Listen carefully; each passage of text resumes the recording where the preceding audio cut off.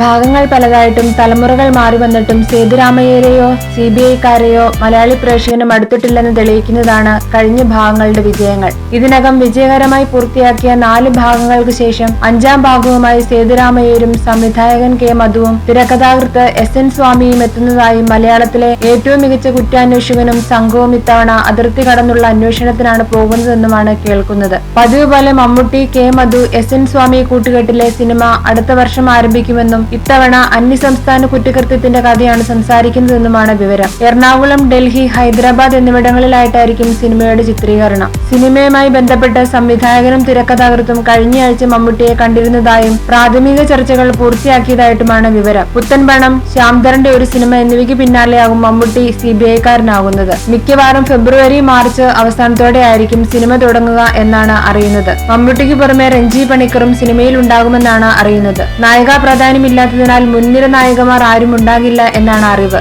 അതേസമയം കഴിഞ്ഞ ഭാഗങ്ങളിൽ ഉണ്ടായിരുന്ന മുകേഷ് ഈ ഭാഗത്തും ഉണ്ടാകുമോ, ജഗതിയുടെ പകരക്കാരനായി ആര് വരുമെന്നോ തുടങ്ങിയ വിവരങ്ങൾ അണിയറക്കാർ പുറത്തുവിട്ടിട്ടില്ല.